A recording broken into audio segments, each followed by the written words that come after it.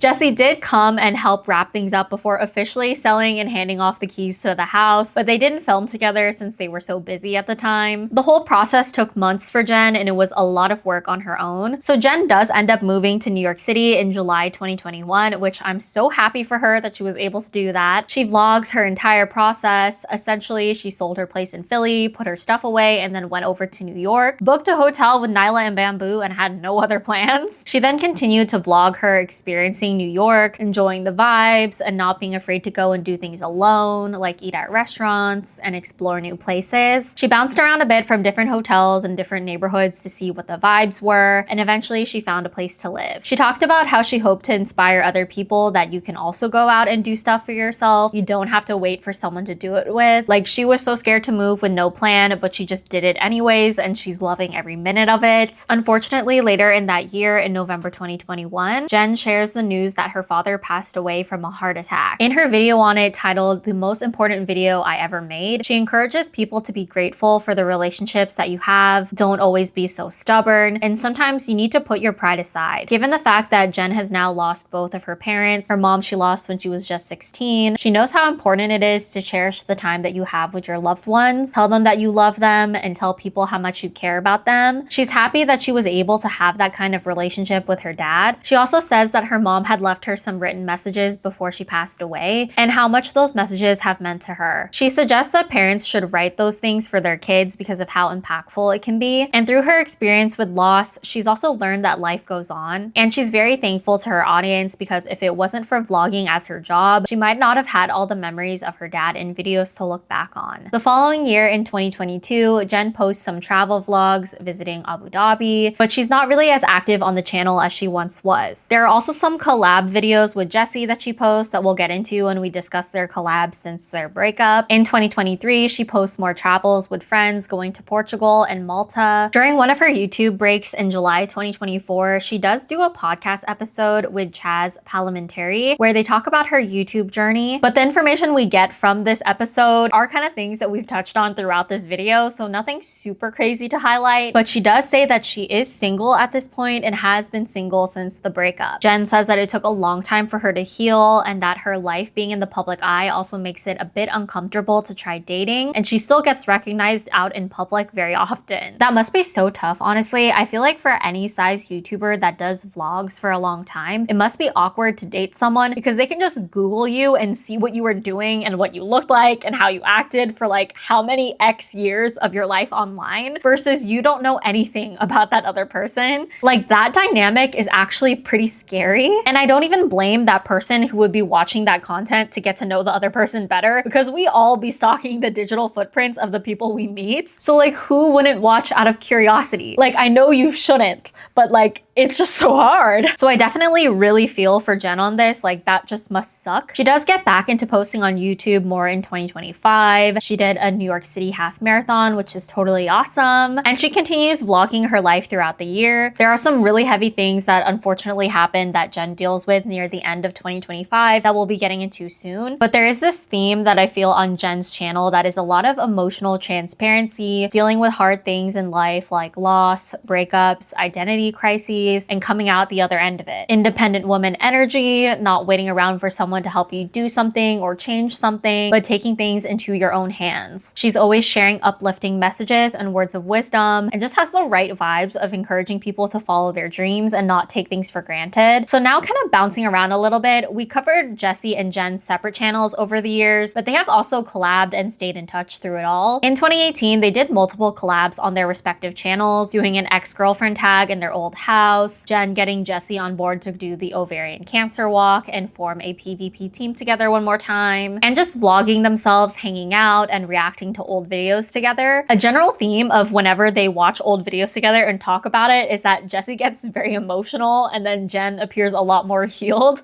Like, you can tell that those moments still mean a lot to her, but Jesse's the one that seems to be way more affected when seeing it back, which I must say, not trying to send hate towards this guy because it was so long ago and he's already acknowledged his wrongdoing a lot, and if Jen is okay with him, then I don't think anyone should have a hard problem with him anymore. It definitely makes sense that he would feel bad because he's the one that basically blew up and initiated this breakup and point of no return. They also warn people again on the effects of daily vlogging relationships. Jesse recounts how a lot of his memories are now in the POV of the videos created from them and not from him experiencing the moment himself, which I think is pretty interesting. I wonder if other people like reality TV stars experience a similar thing when they watch themselves back doing things. Like, I wonder how seeing that can maybe even distort your original memories and perception of things when you see it from that different and edited POV. In October and November 2022, they collab where Jesse surprises Jen with tickets to the World Series in Philly, so they vlog hanging out and going to the game together. And every time they're out in public together, they do get recognized by old fans, and it's always this wholesome moment. And of course, the topic of the relationship always comes up in one way or another, and they end up sharing some sort of piece of advice or takeaway that they've learned since then. Jesse's being that he was an awful communicator and has gotten better at doing it now. The collabs become somewhat of a yearly thing from here on out. Like in 2023, they collab again where Jesse asks her if he can come visit her in New York City and she agrees. They vlog eating together, hanging out, talking about life and any updates. They also do an ex-boyfriend tag where they answer questions like saying that they will not ever get back together. They both do still want to get married someday, how they feel being around each other now, and that there's no weird tension between them anymore. It's just deep emotions. Jesse says that if he did move again, he is interested in going to New York City, and he wants Jen to visit him in LA and get influenced by all the hippie stuff that he's into now, like the mindfulness things. And in Jesse fashion, he gets emotional near the end of the video. In 2024, Jesse is in New York City again, visiting for a separate reason, so we do get some additional collabs between them. It is intriguing because they do share some interest in starting a podcast with each other, which we haven't gotten, and I honestly wouldn't really bank on because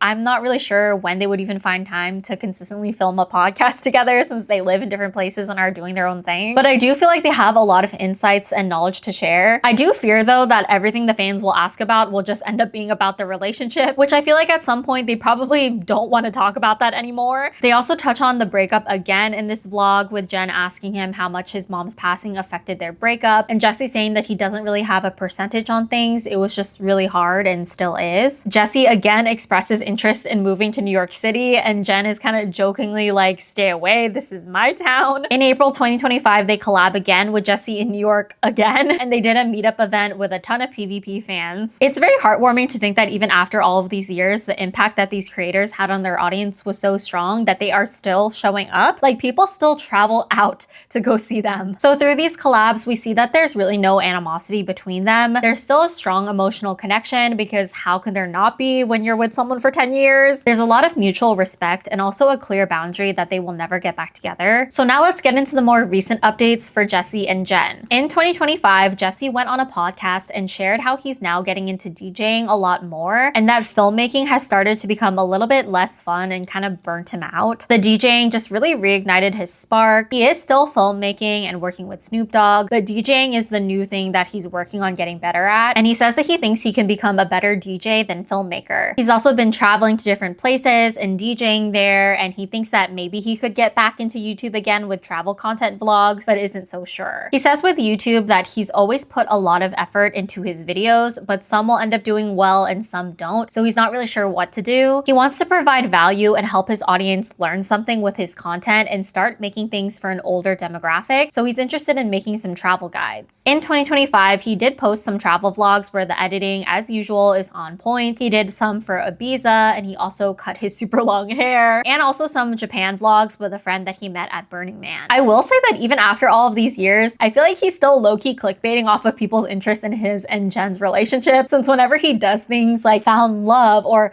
like she showed me around featuring other girls, people always click to see if he's in a new relationship. Not saying that this is wrong of him to do. Honestly, it is smart business strategy, but just saying, like, I am clocking this. He said on the podcast that he's at a point in his life where he's not looking for clout, but he just wants more freedom, and that he also values having peace over fame. For Jen, she continued vlogging her life in New York City, going on blind dates, and doing the ovarian cancer walk again like she does every year. But unfortunately, towards the end of 2025, we get some really bad news with Nyla and Bamboo. They both started getting respiratory issues around the same time, and Nyla ends up going into cardiac arrest, coming back, but then does eventually pass away. It all happened in the span of like 2 to 3 days, and it was a super stressful experience for Jen. She does end up finding a place to bury Nyla and hold a funeral, and it's about 15 minutes away from where her parents are buried. And just a month after Nyla's passing, Jen finds out that Bamboo has lymphoma cancer. She does get him treated, but on his third chemotherapy treatment, he developed very bad neurological signs. He ended up going blind and was just super restless all the time and bumping into things. She knew that his quality of life was not good anymore, and she had to make a really hard decision to let him go. In January 2026, she posted an update to tell everyone that Bamboo is no longer with us, and she also held a funeral for him like she did with Nyla. In the video, she shares her feelings and thoughts around experiencing grief and the way that she's coping and working through her emotions. On a lighter note, in early February 2026, Jen hosted a meetup in Central Park, New York City to have a candle lighting for Nyla and Bamboo, and a ton of people showed up. They did the candle lighting, they made snow kitties, and they did a ton of sledding down a hill using trash bags and pieces of cardboard. It was a super wholesome vlog. At the end of the video, Jen shares more words of wisdom, saying that she's learned that sometimes you need to be the one to inspire yourself. She said that for years she wanted to do a meetup but was afraid to do it alone, but this time it was so fun, not only getting to meet everyone, but everyone getting to meet each other. She also says that she's proud of the people who came to the meetup by themselves, and the things in your head that you want to do, you should just go and do it. Jen had expressed in prior recent videos that she also might be getting into traveling more soon, so maybe we can expect some future travel vlogs from both Jen and Jesse separately. And with all of that, we reached the end of the video. Thank you for making it this far. Please let me know what you guys think in the comments. I know it's been a while since I posted my last video, but I really appreciate all of your guys' supportive messages and comments. I've just been a bit busy juggling a couple things, and you know I never want to just post a video to post a video. I put a lot of effort into researching and editing these for you guys, and I just thank you guys so much for understanding and all the support you give me. It seriously means so much to me. So thank you again for watching. Please like and subscribe to support the channel, and I'll talk to you guys next time. Bye!